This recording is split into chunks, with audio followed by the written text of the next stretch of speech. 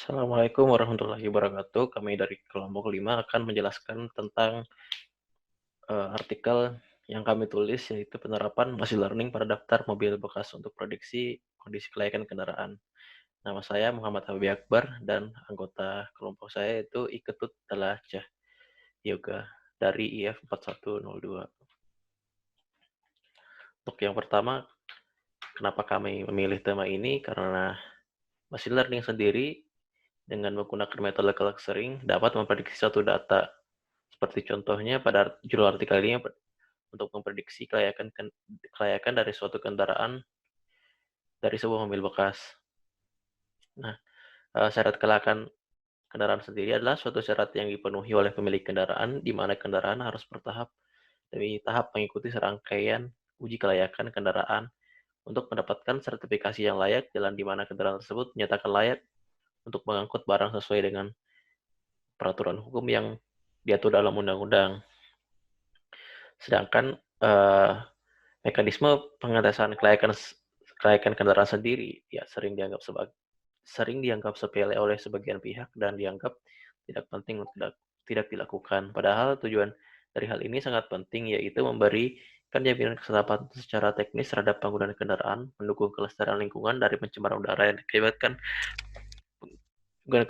penggunaan kendaraan, dan performa kendaraan seperti yang disebutkan sebelumnya dapat mempengaruhi tingkat keselamatan pengguna kendaraan karena tidak memperhatikan kondisi kendaraan.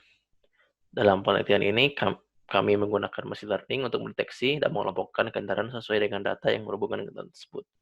Machine learning ini dapat mengelompokkan data dengan metode clustering, metode centroid, dan menghitung jarak terdekat, kemudian mengelompokkan data kendaraan sesuai hasil data tersebut. Machine learning sendiri adalah cabang dari kecerdasan buatan, merupakan disiplin ilmu yang mencakup perancangan dan pengembangan algoritma yang memungkinkan komputer untuk mengembangkan perilaku yang didasarkan kepada empiris seperti data sensor dan pada basis data. Sistem pelajaran yang dapat memanfaatkan contoh data dan ciri yang diperlukan dari probabilitas yang mendasarinya. Fokus besar penelitian machine learning adalah bagaimana mengenali secara otomatis pola kompleks dan membuat keputusan cerdas berdasarkan data. Kesukarannya terjadi karena himpunan semua perilaku yang mungkin dari semua masukan yang dimungkinkan terlalu besar oleh himpunan contoh. Karena itu machine learning harus mendapatkan perilaku dari contoh yang ada untuk menghasilkan keluaran yang berguna dalam kasus-kasus baru. Kemudian clustering. Clustering ini sering disebut pengelompokan, di mana sering juga disebut segmentation. Metode ini digunakan untuk mengidentifikasi kelompok alami dari sebuah kasus yang didasarkan pada sebuah kelompok atribut. Atribut yang digunakan pada penelitian ini adalah atribut-atribut yang berhubungan dengan data kendaraan yang telah didata secara manual, kemudian akan dilakukan pengelompokan berdasarkan atribut tersebut. Mengelompokkan data ini harus berhubungan dengan atribut. Selain itu, cluster analysis merupakan pekerjaan pengelompokan data yang didasarkan hanya pada informasi yang ditemukan dalam data yang menggambarkan objek tersebut dan hubungan di antaranya. Jadi, pemilihan atribut ini harus berhubungan sehingga dapat menghasilkan hasil yang akurat.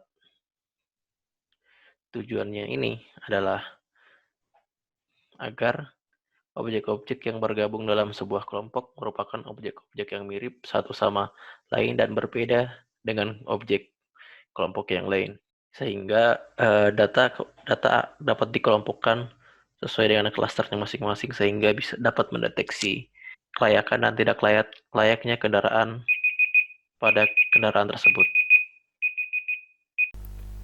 Untuk selanjutnya, saya akan menjelaskan bagian metode yang digunakan dari penulisan artikel ini, yaitu Key-means algorithm. Key-means algorithm adalah salah satu unsupervised machine learning algorithm yang paling sederhana dan populer. Tujuan dari algoritma ini adalah menemukan grup dalam data dengan jumlah grup atau klaster yang jumlahnya ditentukan sesuai dengan variabel dalam data. Untuk memproses data algoritma Key-means clustering, data dimulai dengan kelompok pertama sentroid yang dipilih secara acak, yang digunakan sebagai titik awal untuk setiap klaster, dan kemudian melakukan perhitungan berulang untuk mengoptimalkan posisi sentroid. Proses ini berhenti atau telah selesai dalam mengoptimalkan klaster ketika satu, sentroid telah stabil atau tidak ada perubahan dalam nilai-nilai mereka. Yang kedua yaitu jumlah iterasi yang ditentukan telah tercapai. Selanjutnya saya akan menjelaskan tahapan-tahapan di dalam metode Key-means algorithm.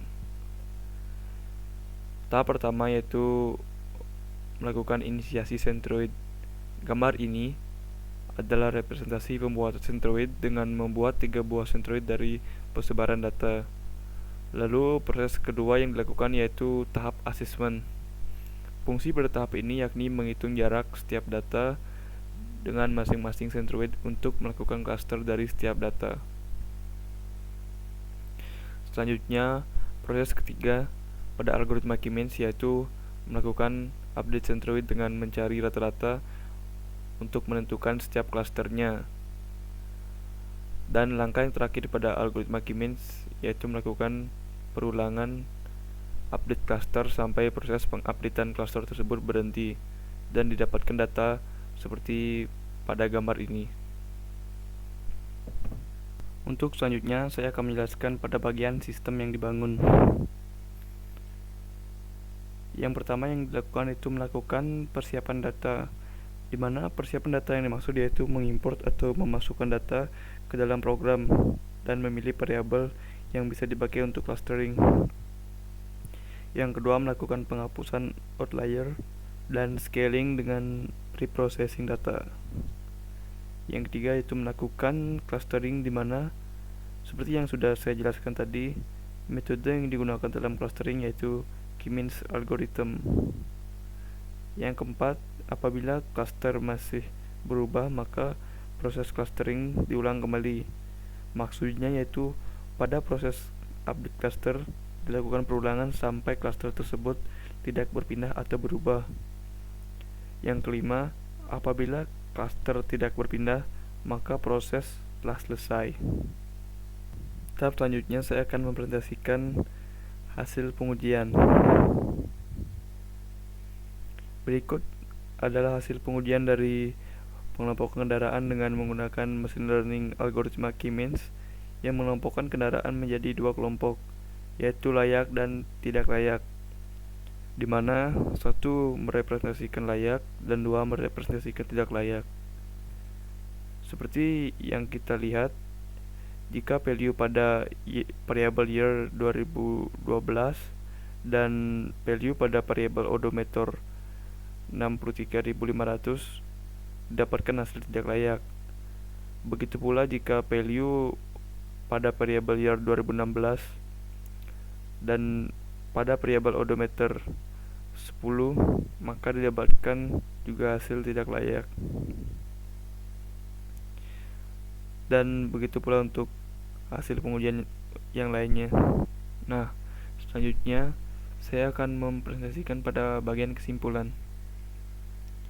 Kesimpulan dari hasil penelitian dan analisis yang dilakukan adalah pengimplementasian machine learning untuk mengidentifikasi kelayakan dari suatu kendaraan. Data yang berisi 2000 kendaraan yang berbeda dapat diidentifikasi dengan cepat menggunakan metode clustering machine learning.